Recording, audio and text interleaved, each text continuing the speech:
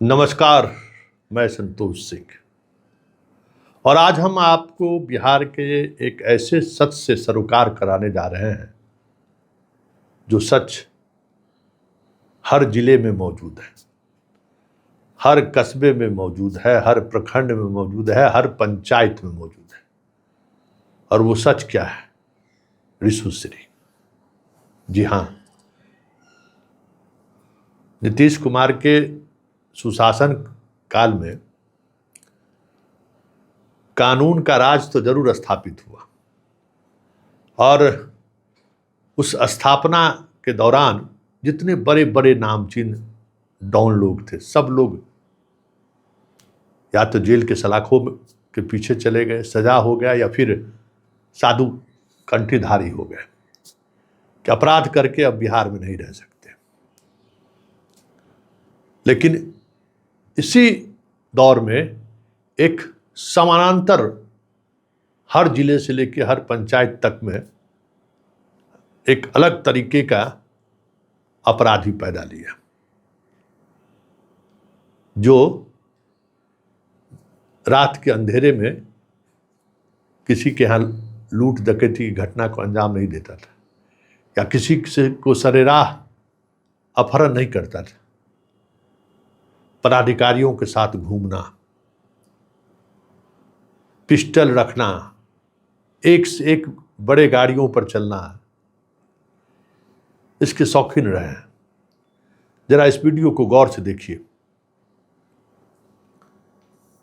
जो शख्स आपको दिख रहा है वो सिवान का रहने वाला आदमी है। सिवान छोटा सा कस्बा है जिसकी पहचान कभी शहाबुद्दीन की वजह से पूरे देश स्तर पर हुआ करता था। हाजी जसवाल की वजह से सिवान की पहचान देश स्तर पर है।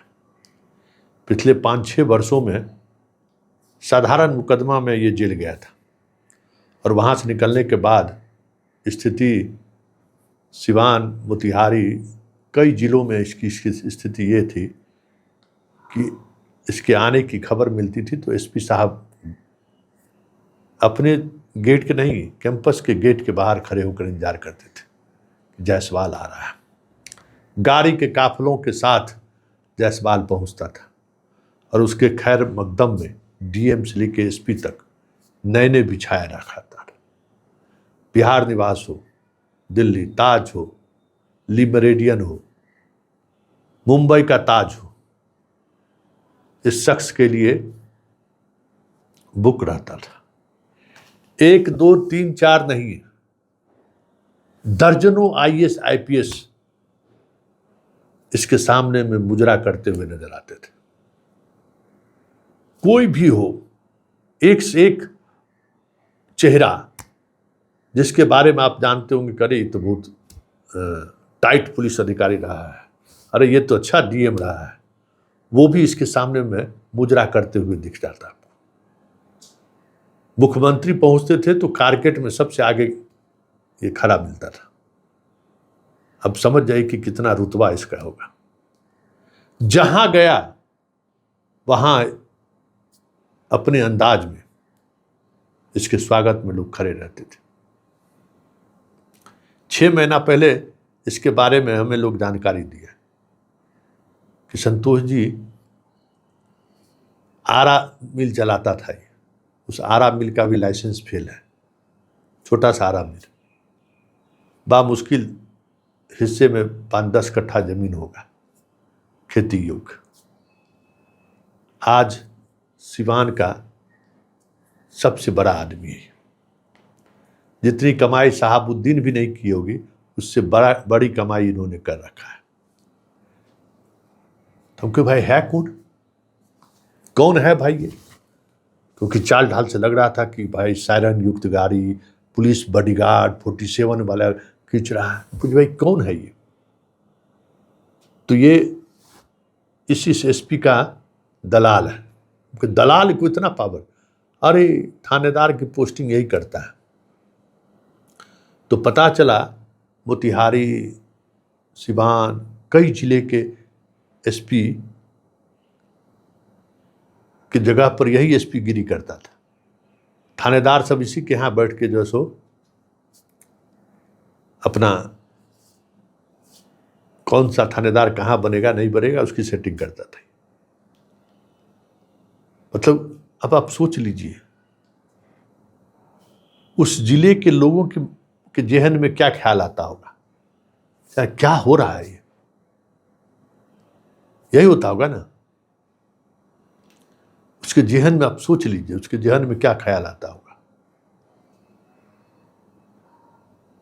और ये जायसवाल कई नामों से, रोहित जायसवाल, रंजन जायसवाल, कई नामों से जानते। इसके प्रोफाइल पर चले जाइए, फेसबुक पर प्रोफाइल पे कौन सा नेता ऐसा नहीं है जो इसके स्वागत में नजरें न बिछाया हो। गजब गजब का टीआरपी था इसका भाई। तो अभी खबर आई कि एसटीएफ ने इसको गिरफ्तार कर लिया है, हम करें, और उसी थाने पर रखा है जहां कभी जिस थाने पर थानेदार कभी इसके आने की सूचना पर कुर्सी पर वाइट कलर का तौलिया उलिया लगाकर बिस्लरी बोतल उतल लेकर इंतजार करता रहता था कि साहब आने वाले हैं। उसी थाने के लॉकअप में आज इसे गिरफ्तार करके लाया गया। आरोप क्या है? आरोप है कि मोतिहारी के एसडीओ साहब की पोस्टिंग में ये 25 लाख रुपए की रंगदारी की मांग कर रहे हैं। मोतिहारी में जिसके एसडीओ में पांडे का पोस्टिंग हुआ है उसको इसने फ़ोन करके कहा कि 25 लाख रुपया दो तो तुम्हारा एसडीओ वाला पद का जो है वो जो नोटिफिकेशन हुआ है उस पर बने रहोगे, नहीं तो पैसा नहीं दिए तो तुम्हारी वापसी हो जाएगी। उसने केस किया और एसटीएफ ने इस मामले में कार्रवाई की है। इसके मोबाइल से दर्जनों आईएएस आईपीएस का व्यक्तिगत नंबर मिला है। अब आप सोच रहे होंगे कि भाई आखिर इसमें है क्या, तो देखिए यही हुआ है। ऐसे ऐसे लोग ही इस शासन में आगे बढ़ा है। कला तो कुछ होगा ही, वैसे तो संभव है नहीं। तो आज के समय में सूरा सुंदरी के अलावा और कौन सी ऐसी चीज़ है? कोनो दिल्ली यूनिवर्सिटी या जेएनयू से आईआईटी से पढ़ा हुआ ही थोड़ी है। छिनतई धोखाधड़ी के मामले में जेल गया हुआ आदमी में क्या हो सकता है? कौन सी क्वालिटी हो सकती है? कलकत्ता से लाने का क्वालिटी है, नेपाल से बेहतर चीज़ आपको ला के दे सकता है, दिल्ली से बेहतर ला सकता है। मतलब जिस तरीके की ख्वाहिश आप रखते हो उस ख्वाहिश को ये पूरा कर सकता है। इसकी खासियत यही है। अब आज की तारीख में अब आप समझ लीजिए कि क्या ख्वाहिश लोगों को है। और आईएएस आईपीएस, अधिकांश आईएएस आईपीएस इन दिनों परिवार के साथ जिला मुख्यालय में नहीं रहता। तो आप समझ सकते हैं कि उसकी ख्वाहिश क्या रहती होगी।